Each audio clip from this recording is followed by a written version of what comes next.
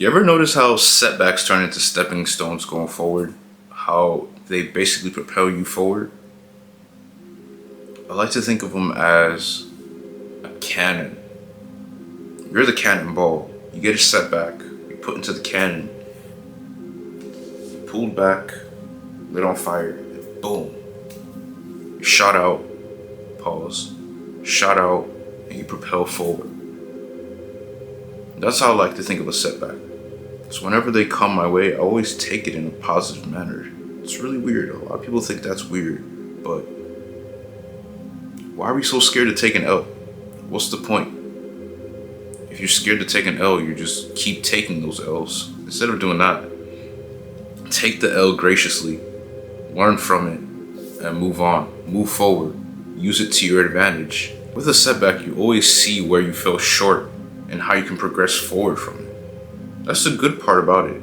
You see exactly where you messed up, and now you have a wider aspect or a wider perspective of things, so that you can just use it to move forward. Now, I wouldn't be talking about this if I hadn't had any setbacks myself, whether it's in life or something as simple as just an everyday task like forgetting to pick up something at the grocery store, which sets me back from making something that I need for dinner. It can be anything, but you have to just look at it as, all right, I took an L here, but I can do something about it. If you're tired of being that person that's always pushing things off, and you make a plan and the time gets to where you have to get to that plan, and you just tell yourself, I'll just do it tomorrow.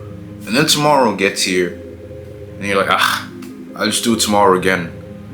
If you're that person and you're tired of that, I suggest you go down to the pinned comment in the comment section and download my free ebook, 3 Ways to Stay Motivated, where I give y'all 3 different ways that I personally use to stay motivated.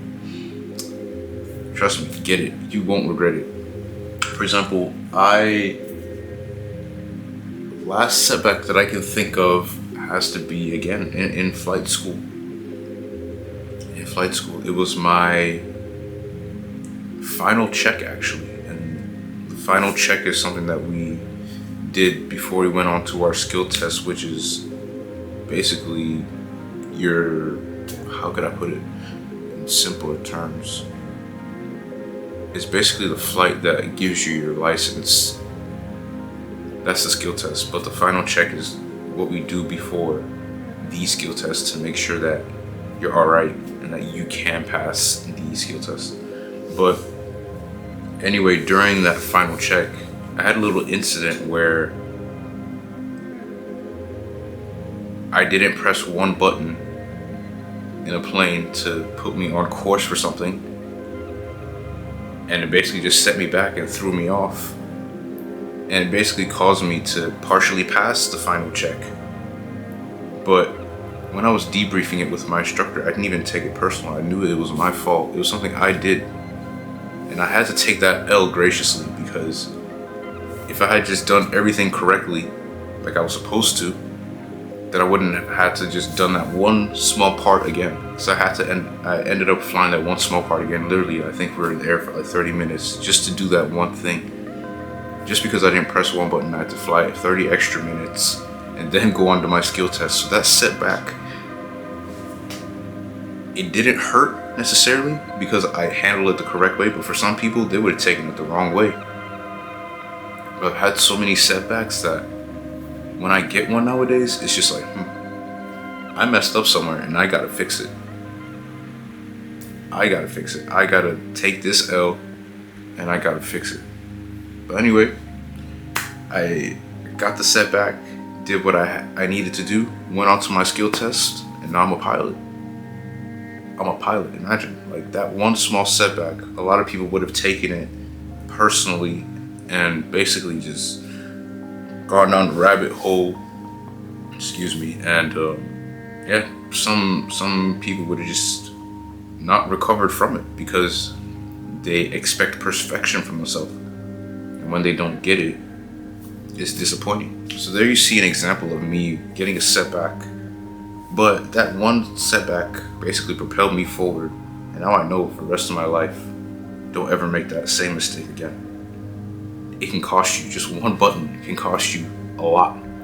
Again, setbacks are always gonna happen. Again, we have to make sure that we understand why there's a setback. And it's always gonna be because of you. Maybe you weren't prepared for what's coming, and you need that setback to prepare you to move forward.